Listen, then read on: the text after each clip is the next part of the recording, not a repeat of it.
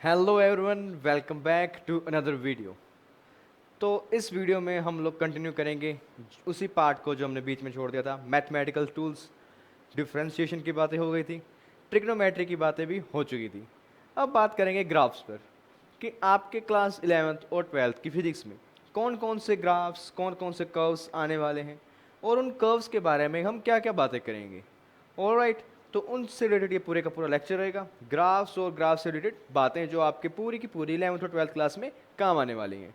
Alright, so let's start from the very first topic. तो हम पढ़ने जा रहे हैं ग्राफ्स।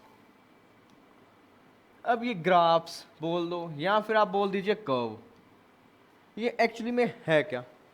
राइट, एक्चुअली में ग्राफ या कर्व किसी भी एक इक्वेशन, फॉर एग्जांपल वो इक्वेशन आपके पास इस तरीके की भी हो सकती है, वो इक्वेशन आपके पास कुछ इस तरीके की भी हो सकती है, वो इक्वेशन आपके पास इस तरीके में भी हो सकती है। ऐसी कोई भी इक्वेशन जिसको आप एक डायग्राम की फॉर्म में रिप्रेजेंट करो, या आप कह लीजिए इस इक्वेशन को जब मैं कोऑर्डिनेट एक्सिस पर बनाऊं तो वो एक ग्राफ का फॉर्म लेगी, तो वो एक ग्राफ का फॉर्म लेती है। और कुछ भी ऐसे लाइंस बनाना एक कोऑर्डिनेट एक्सिस पर, that is known as graph. इसको हम नाम देते हैं ग्राफ। बिल्कुल ठीक है, ये हमारे ग्राफ्स हो गए। अब हमारे ग्राफ्स देखें तो बहुत तरीके के, अलग अलग बॉडीज हैं, अलग अलग शेप्स हैं, अलग अलग इक्वेशंस हैं। बट हमारे काम का कौन सा इक्वेशन है उस पर बात करते हैं। राइट, तो सबसे पहला जो तुम्हारे काम का इक्वेशन है वो है स्ट्रेट लाइन ग्राफ, या कह लीजिए straight line equation. Straight line equation. अब ये इक्वेशन दिखने में कैसी होगी? तो देखो, इसकी स्टैंडर्ड इक्वेशन जो हम फिजिक्स में यूज करते हैं, that is y equals to M X plus C. This is the standard equation of a straight line, y equals to M X plus C. अब यहाँ y क्या है, x क्या है, m क्या है, c क्या है, इन पर बातें कर लेते हैं। राइट, तो अगर मैं y की बात करूं, y आपका शो करेगा y कोऑर्डिनेट को, और m यहाँ क्या है, m आपका शो करेगा स्लोप को, x आपका शो करेगा x कोऑर्डिनेट को, c यहां पर आपका शो करता है इंटरसेप्ट को, c यहां शो करता है इंटरसेप्ट को। अगर इस ग्राफ को एक बार मैं ड्रॉ करके दिखाऊं तो ये ग्राफ कुछ इस तरह की फॉर्म लेता है आपके पास, y axis minus y plus x और ये माइनस एक्स। तो इसको जब आप ड्रॉ करते हो तो ये ग्राफ कुछ इस तरह की फॉर्म ऑब्टेन करेगा, जिसमें आप बोलोगे जिस पॉइंट पर इसने y एक्सिस को काटा दैट इज इंटरसेप्ट c, और इसी ग्राफ का जो स्लोप होता है that is the angle tangent of angle it makes with x axis. Slope का फॉर्मूला आप यूज करते हो tan theta, m equals to tan theta, और c यहां पर होता है आपके पास इंटरसेप्ट। इंटरसेप्ट बोल दीजिए या बोल दीजिए कि ये लाइन y एक्सिस को कहां काटेगी, या cutting point of y axis, cutting point of y axis. अब थोड़ी सी बात हम स्लोप में भी करेंगे कि एक्चुअली में स्लोप है क्या। राइट, तो उससे पहले हमें क्या देखना है कि ये एक इक्वेशन है आपके पास। जब कभी आपके पास कहीं भी किसी भी फॉर्मूला में कुछ ऐसी इक्वेशन आए कि आपका एक वेरिएबल दूसरे वेरिएबल के डायरेक्टली प्रोपोर्शनल हो, और या बोल सकते हो one variable is proportional to second variable, उस दौरान उन दोनों वेरिएबल्स के बीच में जो आपके पास ग्राफ होता है वो बनता है ऑलवेज एक straight line, that is a straight line graph. इसको हम बोलते हैं स्ट्रेट लाइन ग्राफ, और दिखने में कुछ इस तरह का होता है। अब डिस्कशन मैं स्लोप पर करता हूं। देखो स्लोप की बात,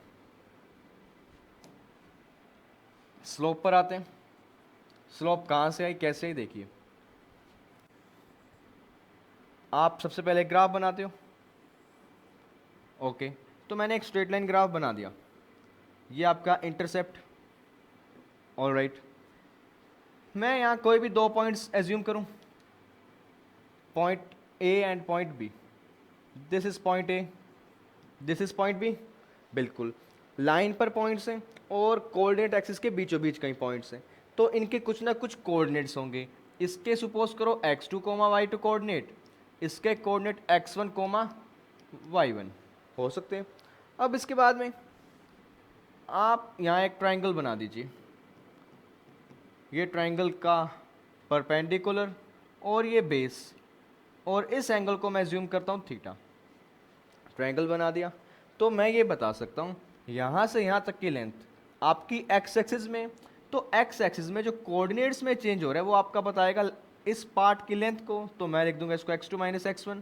अब इस पार्ट की बात करें, ये आपका y एक्सिस में हाइट आ रहा है एक, और y एक्सिस में हाइट आ रही है, कहाँ से जा रही है, y1 से जा रही है y2 तक, तो इसको लिखोगे y2 माइनस y1।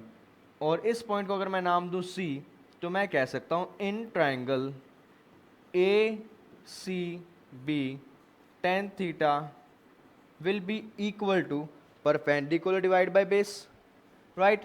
परपेंडिकुलर आपके पास b टू सी, बेस आपके पास a टू सी, परपेंडिकुलर की वैल्यू y2 माइनस y1 और बेस की वैल्यू x2 माइनस x1, तो tan थीटा आपके पास निकल कर आते हैं y2 minus y1 divide by x2 minus x1, और इसी को ही हम लोग एक नाम देते हैं that is slope, that is known as slope. अगर मैं बिल्कुल छोटे से इंटरवल की बात करूं कि y2 और y1 में चेंज बहुत छोटे, x2 और x1 में चेंज बहुत छोटे, देन आप इसको लिख सकते हो m equals to tan theta, change in y2 minus y1 del y, और x में चेंज डेल x। अगर आपका डेल x टेंड्स टू 0 हो तब आप लिखते हो m equals to tan theta dy by dx, मतलब differentiation of y with respect to x is given as slope, और स्लोप का एक फॉर्मूला ये भी होता है tan थीटा, और एक फॉर्मूला dy बाई dx भी होता है। आपके पास कर्व का इक्वेशन होगा, उस कर्व की इक्वेशन से डिफ्रेंशिएट करो x के विद रिस्पेक्ट, और जो आंसर आएगा that will be equal to slope, right. अब कुछ और बातें इसी ग्राफ से रिलेटेड, मैंने स्ट्रेट लाइन की इक्वेशन लिखी थी y equal to M X plus C, बिल्कुल हमें तो पता है स्ट्रेट लाइन ग्राफ है।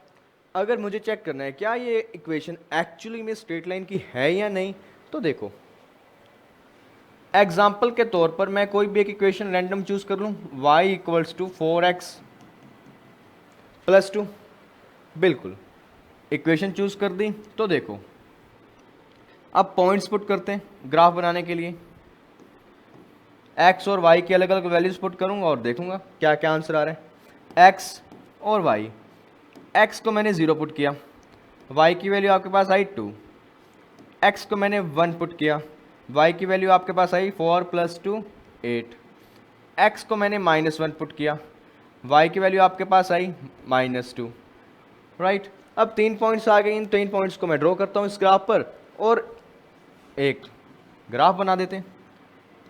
तीनों कोऑर्डिनेट्स को शो करो, -x -y, क्या क्या कोऑर्डिनेट्स आपके पास, सबसे पहले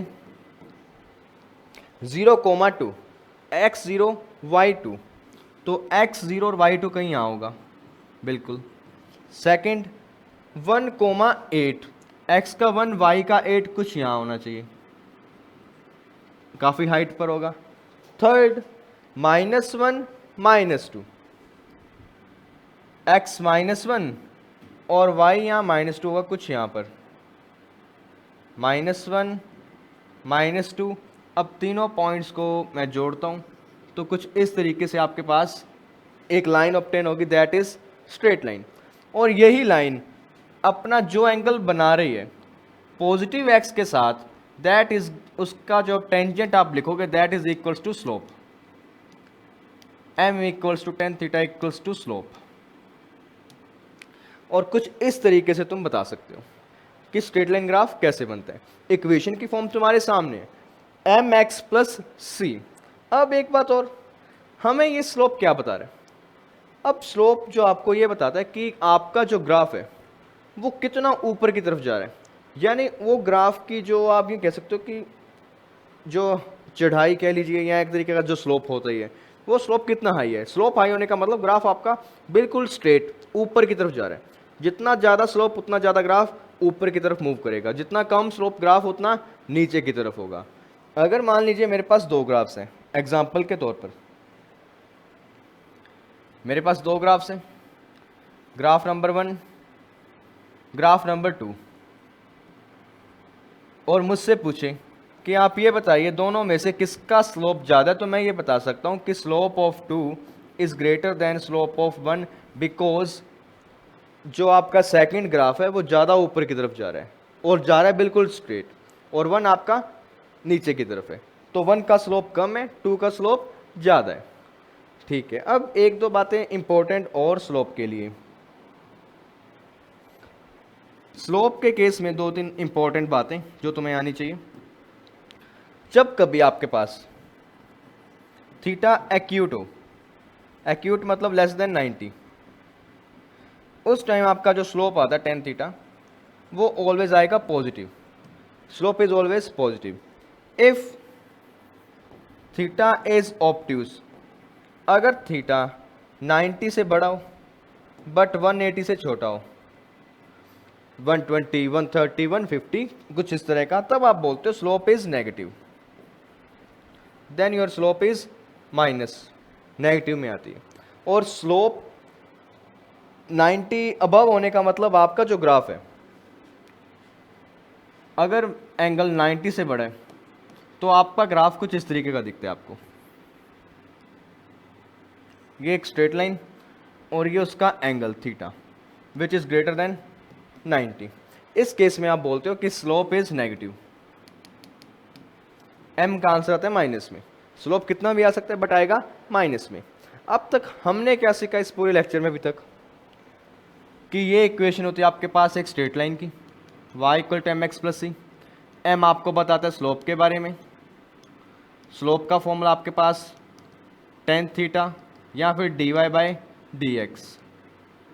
और ये ग्राफ देखने में कैसा होता है, बिल्कुल एक स्ट्रेट लाइन, एक स्ट्रेट लाइन ऊपर की तरफ बढ़ती हुई, वो आपका इस इक्वेशन को रिप्रेजेंट करेगा। ठीक है, ये तो होगी ग्राफ की बात है कि जो हमने देखना था वो देख लिया, स्लोप देख ली, स्लोप के एंगल्स को जज कर लिया, कब स्लोप नेगेटिव होती है कब पॉजिटिव होती है। अब कुछ बातें कि हमारे काम का क्या है यहाँ, हमारे काम का इस पूरे में अब देखो क्या सीन है। एग्जाम्पल के तौर पर मैं कोई भी एक डेरिवेशन कर रहा हूँ या कोई भी एक फॉर्मूला चेक कर रहा हूँ। सपोज करिए मेरे पास एक फॉर्मूला है मास इनटू एक्सेलरेशन फोर्स का। बिल्कुल किसी बॉडी पर फोर्स लग रहा होगा तो एक्सेलरेशन ऑब्वियस है। दैट टाइम मैं कहता हूँ कि उस बॉडी का मास तो कांस्टेंट है क्योंकि बॉडी का मास चेंज नहीं हो रहा। बट अगर मैं फोर्स को चेंज करूँ, यानी force is a variable, force change करूँ तो एक्सेलरेशन भी चेंज हो रहा है। राइट, फोर्स और एक्सेलरेशन दोनों चेंज हो रहे हैं, दोनों वेरिएबल हैं। और मैंने पहले कहा था जब आपके पास कभी भी दो वेरिएबल्स एक दूसरे के प्रोपोर्शनल हों तो उनके बीच का ग्राफ बनता है स्ट्रेट लाइन, और वो मैं बना सकता हूँ। देखो ये आपका एक्सेलरेशन, ये आपका फोर्स, सॉरी फोर्स आप लेंगे वाई एक्सिस पर, फोर्स आप लिखो वाई पर, एक्सेलरेशन को लिखो एक्स पर। अब ध्यान से देखो, क्या ये इक्वेशन आपको स्ट्रेट लाइन का फील नहीं दे रही?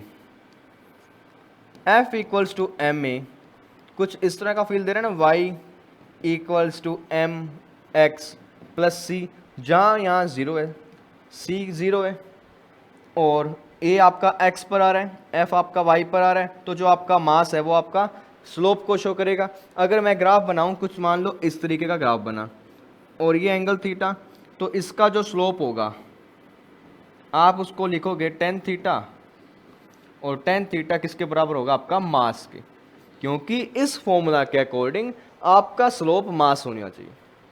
तो आप यहाँ से इजीली बता सकते हो कि तुम्हारा जो ग्राफ का स्लोप होगा that will be equal to mass, और यही चीज़ यहाँ साबित हो रही है। और दिस इज स्लोप, और स्लोप इज व्हाट? मास के बराबर, कुछ ही नहीं है। एक और फॉर्मूला कंसीडर कर लेते हैं, लाइक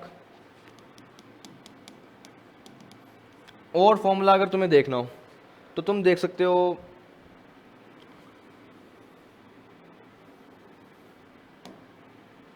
और फॉर्मूलाज की अगर बात करें तो बहुत सारे फॉर्मूलाज हैं हमारे पास। F equal to M A हो गया, और एक फॉर्मूला तुम्हारे पास ये भी है, lambda equals to H by P, या फिर इसकी जगह ये फॉर्मूला यूज करो, E equals to H mu. Formula class number 12th के, बट फॉर्मूला यूज कर सकते हैं। फॉर्मूला में क्या है आपके पास, देखिए E is energy, H is Planck's constant, जो आपको शायद ना पता हो, बट आप इसको ऐसे कंसीडर करो कि ये कांस्टेंट है कोई भी, राइट, कांस्टेंट। और ये जो है आपके पास दैट इज फ्रीक्वेंसी, और ये आपके पास आता है फ्रीक्वेंसी, बिल्कुल। अब मैं देख सकता हूं कांस्टेंट है तो उसकी वैल्यू तो फिक्स है ना, चल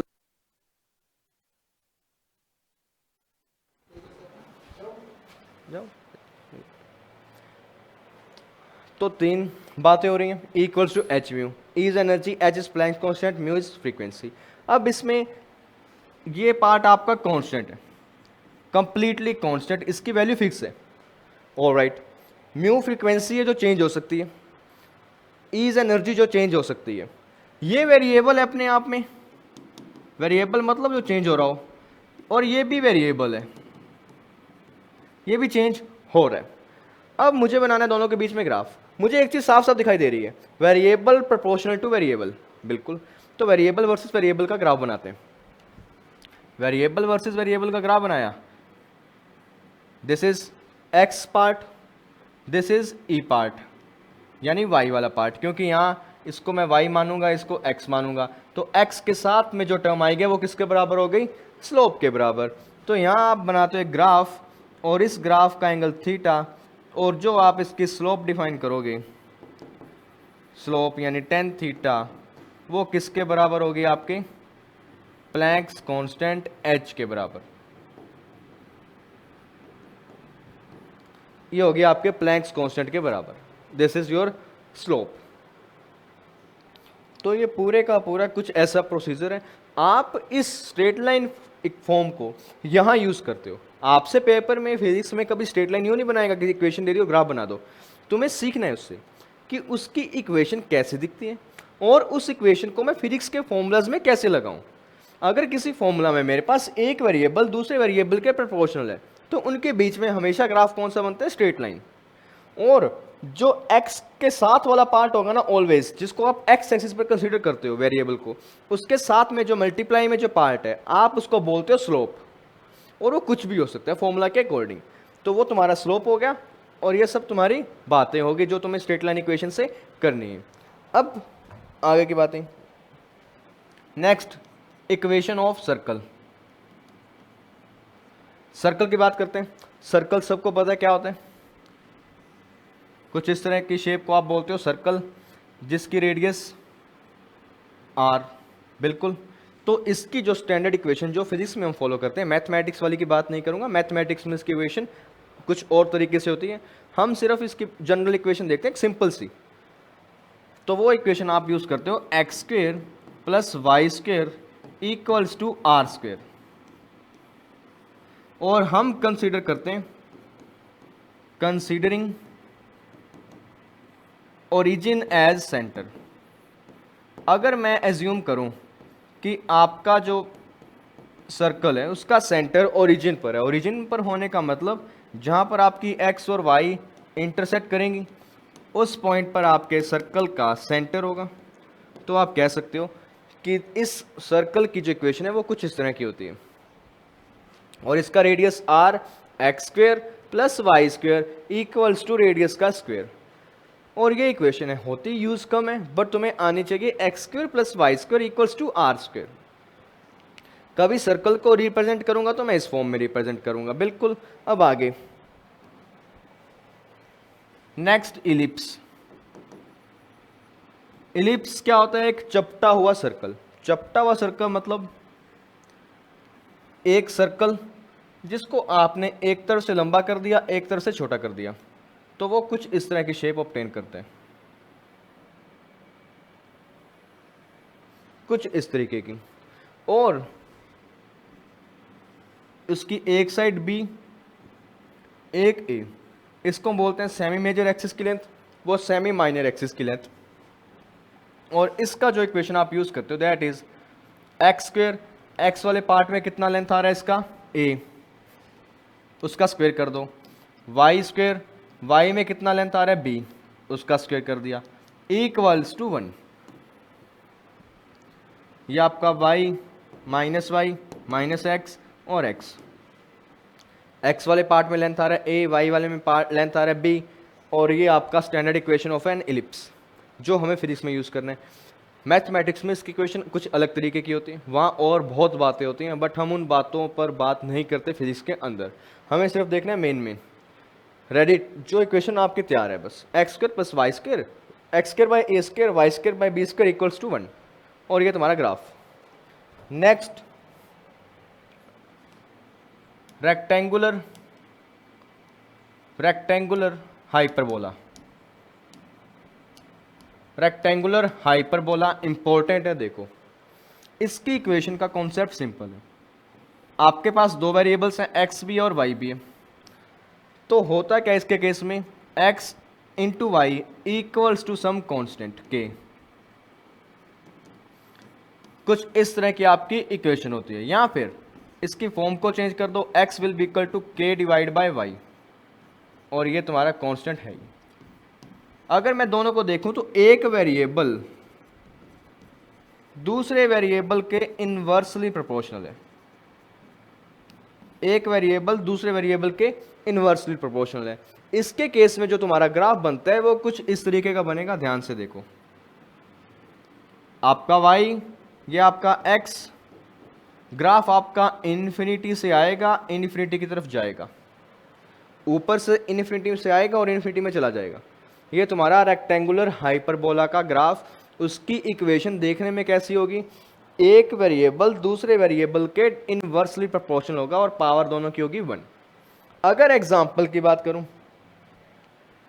तो देखो एग्जाम्पल भी इसका, lambda equals to H by P, class number 12 का एक फॉर्मूला। लैम्डा आपको बताता है वेवलेंथ, एच आपका अगेन प्लैंक्स कांस्टेंट, पी आपका मोमेंटम। अब हम मानते के चलते हैं कि लैम्डा आपका वेरिएबल है और मोमेंटम भी वेरिएबल है, तो मैं ये कह सकता हूं कि ये इक्वेशन कहीं ना कहीं रेक्टेंगुलर हाइपरबोला की कंडीशन को सेटिस्फाई कर रही है। y is inversely proportional to x वाला पार्ट। तो ग्राफ अगर बनाऊं तो इस तरीके से बनाऊंगा, y वाले पार्ट में लैम्डा लिख देता हूं, x वाले पार्ट में मोमेंटम। अब दोनों के बीच में अगर ग्राफ बनाना है कैसा बनेगा, इन्फिनिटी से आ रहा है, इन्फिनिटी की तरफ जा रहा है। दूसरी बात, ये कांस्टेंट टर्म होनी चाहिए, ऊपर कांस्टेंट है ऑब्वियसली, तो तुम बता सकते हो। और इस तरीके से तुम्हारे पास ग्राफ्स आते हैं, राइट। तो चलिए आगे, रेक्टेंगुलर हाइपरबोला हो गया। अब एक पैराबोलिक ग्राफ,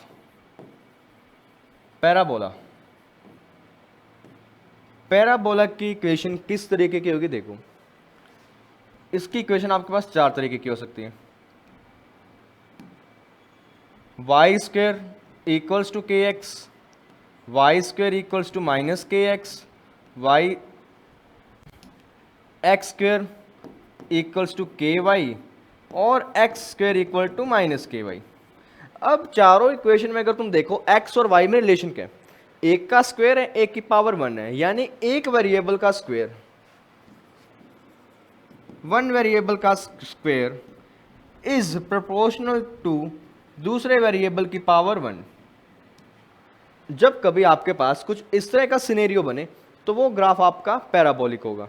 अब पैराबोलिक होगा तो ठीक है, अब पैराबोलिक ग्राफ दिखने में कैसे, तो वो भी देखो। सबसे पहले किसका बनाते हैं, Y square equal to K X का। देखो Y square equal to K X, Y minus Y, X minus X. अब इसमें हमें ग्राफ को कैसे देखने, Y square equal to K X है ना आपके पास, तो अगर मैं यहाँ से x की वैल्यू निकालूं वो कितनी आ रही है, वाई स्क्वायर बाई के। और एक चीज़ मैं साफ साफ देख सकता हूँ कि यहाँ मैं y की वैल्यूज़ को चेंज कर सकता हूँ। y की वैल्यू मैं 0 भी रख सकता हूँ, -1 भी रख सकता हूँ, -2 भी, +1 भी, +2 भी, बट x की वैल्यू हमेशा पॉजिटिव आएगी, राइट। तो आपका जो ग्राफ बनेगा वो बनेगा कुछ इस तरीके का, x एक्सिस पॉजिटिव वाले के ऊपर और नीचे की तरफ सेम सा ग्राफ, और इसको आप बोलते हो एक पैराबोलिक शेप, कुछ इस तरीके की। और इसकी इक्वेशन ये होती है आपके पास सेकंड पार्ट में, अगर इक्वेशन आपके पास ये गिवन होती Y square equal to minus K X, तब मैं क्या करता, Y square equal to minus K X, X को मैं लिखता माइनस वाई स्क्वायर बाय के। बिल्कुल, y की वैल्यू पुट करो, x ऑलवेज माइनस आ रहा है, तो ग्राफ तो एग्जैक्टली सेम बनेगा जैसा पहले बने था, बट इस बार बनेगा वो माइनस एक्स के सिमेट्रिकल, इस तरीके से। थर्ड इक्वेशन आपके पास X square equal to K Y, तो एक्सिस बनाई, X Y minus Y minus X, तो y की वैल्यू कितनी आ रही है आपके पास, एक्स स्क्वायर बाय के कोई भी कांस्टेंट, x को आप प्लस रख सकते हो माइनस रख सकते हो, बट y ऑलवेज पॉजिटिव आएगा, तो ग्राफ बनेगा कुछ ऐसा, और ये कनेक्ट करेगा आपका बिल्कुल। अब last 4 number graph, Y square X square equals to minus of K Y, तो इसका ग्राफ बनाओगे तुम कुछ इस तरीके से, y की वैल्यू निकालो, y equals to what, minus K power X square, minus X square power में के, बिल्कुल x की वैल्यूज को पुट करो, y ऑलवेज माइनस में आ रहा है, तो ग्राफ बना दो कुछ इस तरीके से, minus X minus Y Y, तो माइनस वाई के अबाउट एक ग्राफ बनेगा। और ये तुम्हारा पूरे का पूरा सिनेरियो एक पैराबोला का, तीन ग्राफ यहाँ बना दिए, एक ग्राफ वहाँ बना दिया, और तुम्हें ये देखना है कि ग्राफ हमेशा जब एक का स्क्वायर है, एक की पावर 1 है, तो पैराबोलिक बनेगा। अब वो पैराबोलिक कैसा बनना चाहिए वो तुम्हें कौन बताएगा, प्लस माइनस के साइन और किसका स्क्वायर है किसका स्क्वायर नहीं है, आप वहाँ से एनालाइज करते हो कि कैसा ग्राफ आपका बनना चाहिए, राइट। हमने अब तक ग्राफ्स बना लिए, straight line, second circle, third ellipse, fourth hyperbola और पैराबोला। हाइपरबोला बनाया कौन से वाला, रेक्टेंगुलर, जो तुम्हें ध्यान में रखना है। Next parabola. अब एक लास्ट पार्ट कौन सा, ट्रिग्नोमेट्रिक। देखो graph of trigonometric functions, graph of trigonometric functions,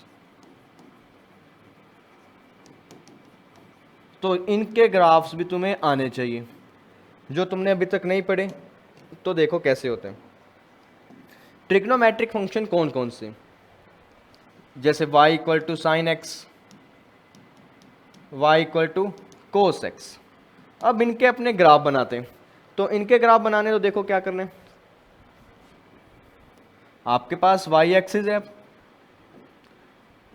और ये आपके पास x एक्सिस, इक्वेशन मेरे पास है y equal to sine x.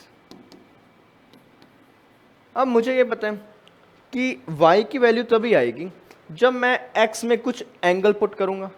Angle वो कैसे होंगे, 0, π/2, पाई, 3π/2, 2π, इस तरीके के मैं एंगल्स पुट करूं तो मुझे वैल्यूज मिलेंगी y की अलग अलग।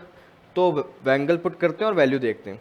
सबसे पहले मैं x पर एंगल बनाता हूँ 0, π/2, पाई, 3π/2 और 2π।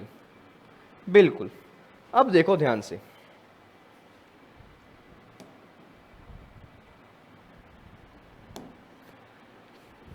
x को अगर मैं 0 रखूं तो y की वैल्यू आपके पास कितनी आ रही है 0, क्योंकि साइन 0 0, तो आपका एक पॉइंट तो ये आ गया। बिल्कुल, x को मैंने पाई बाय 2 पुट किया, यहां मैं पाई बाय 2 रखता हूं x को, तो y will be equal to sine pi by 2, sine pi by 2 आपके पास होता है 1, तो पाई बाय 2 पर वैल्यू आई आपके पास 1, और यहां मैं लिख देता हूं 1। नेक्स्ट, x को मैंने पाई पुट किया, y की वैल्यू आपके पास आती है 0, क्योंकि साइन पाई क्या होता है आपका 0, तो तीसरा पॉइंट ये आ गया। नेक्स्ट, x को मैं पुट करता हूं 3 pi by 2, 3 pi by 2, x आप साइन आपका पहुंच गया थर्ड क्वाड्रेंट में, थर्ड क्वाड्रेंट में वैल्यू माइनस होगी, और कितनी होगी -1। सब कुछ पिछली वीडियो में बताया था कि एंगल कैसे फाइंड करने, तो 3 पाई बाय 2 पर वैल्यू आया आपका -1। उसके बाद में x को मैंने 2 पाई पुट किया, sine 2 pi will be equal to what 0, तो 2 पाई पर वैल्यू आ रही है 0। अब सभी वैल्यूज को आपस में कनेक्ट करो, तो करो बनता है कुछ इस तरीके का, और this is known as graph of sine, या इसको हम बोल देते हैं sine wave. This is y equals to sine x का ग्राफ, कुछ इस तरह से एक वेव बनती है। और आगे की बात करें तो यही वेव आगे की तरफ भी कंटिन्यू चलेगी, आगे भी ऐसे ही फॉर्मेट आएगा सेम टू सेम, जो अपने आप को 0 से लेकर 2 पाई तक बनाएगा, 0 में 0 आ रहा है, फिर 2 पाई में 0, उसके बाद में अपने आप को रिपीट करेगी पूरी की पूरी साइकिल। इसको आप बोलते हो साइन का ग्राफ, और ये तुम्हें आना चाहिए। कैसे? 0 से स्टार्ट होगा, 1 तक जाएगा, फिर वापस 0, फिर -1, फिर वापस 0, और ये पूरे का पूरा एक ग्राफ। ऐसे अनलिमिटेड ग्राफ्स आपके आगे की तरफ चलते जाएंगे, इसको आप बोलते हो sine's graph. Next, graph of y equal to cos X. तो पहले वैल्यूज फाइंड लगाते हैं और x पर अलग अलग वैल्यूज फाइंड करते हैं y की।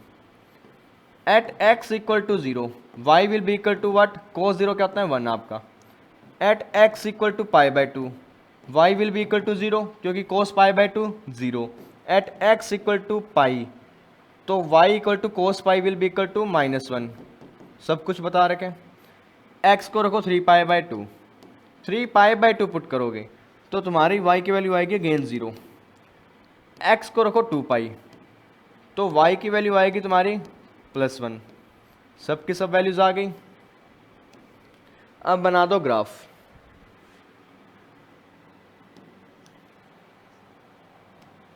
Graph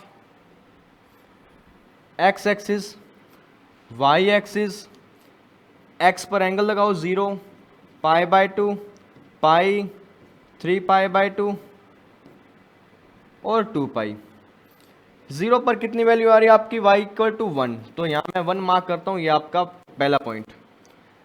x pi by 2 y कितना आ रहा है 0, x पाई पर y कितना आ रहा है -1, तो -1 कहीं यहां होगा, बिल्कुल। x 3 पाई बाय 2 पर y कितना आ रहा है 0, x 2 पाई पर y आ रहा है आपका 1। तो अब सभी को कनेक्ट कर दो,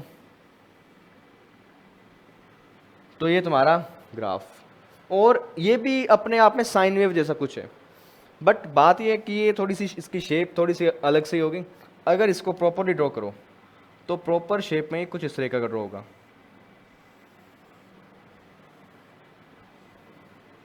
बिल्कुल है ये भी अपने आप में एक साइन वेव जैसा ग्राफ, बट साइन तुम्हारा 0 से स्टार्ट हो रहा था और जा रहा था, और ये तुम्हारा 1 से स्टार्ट हो रहा है और 1 में जा रहा है, और ये अपने आप को आगे की तरफ रिपीट ही करेगा, फर्दर एंगल्स पर ये रिपीट करेगा अपने आप को, और ये होता है तुम्हारा कोस का ग्राफ। इसको बोलते हैं कोस का ग्राफ, होता है साइन एक्स का ग्राफ या साइन थीटा का ग्राफ। और ये दोनों ग्राफ्स अगर तुम्हें आते हैं, बनाने आते हैं, तो तुम्हारा काफ़ी कुछ सॉर्ट आउट हो जाएगा, क्योंकि ये ग्राफ्स का हम काफ़ी यूज़ करते हैं अपने वेव्स में, ऑसिलेशंस में, और भी बहुत सारे चैप्टर्स में। तो तुम्हें वहाँ ये ग्राफ की रिक्वायरमेंट होती है और तुम इन्हें बनाते हो। ऑलराइट, तो ग्राफ्स पर हमने काफ़ी सारी बातें कर ली, अलग अलग तरीके के ग्राफ देख लिए। और कौन सा ग्राफ आपको क्या बताता है, कैसे बताता है, वो सब डिस्कस हो गया। ऑलराइट, अगर और बातें करनी हो तो इनमें और बातें भी बहुत हैं, बट अगर आपको इतना पता है that is more than enough for you. आप इतनी चीज़ों के साथ फिजिक्स के मैदान में उतर सकते हो। और फिजिक्स के मैदान में उतरोगे जब आप इन चीज़ों को अप्लाई करते हो नए नए फॉर्मूलाज पर, नए नए कॉन्सेप्ट्स पर, तब ये चीज़ें और क्लियर होती हैं। पहली बारी में ये चीज़ समझ नहीं आती, बट जैसे जैसे इनको अप्लाई करते हो, आप कुछ नया सीखते हो, आफ्टर दैट तुम्हें समझ आता है कि क्या चीज़ आपको क्या बता रही है। Alright, so that is it for today. I hope आपको ग्राफ्स के बारे में काफ़ी कुछ क्लैरिटी आई होगी और जो मैं समझाना चाहता था वो आप समझे होंगे। So thank you for watching that video till now. Keep studying, keep working hard.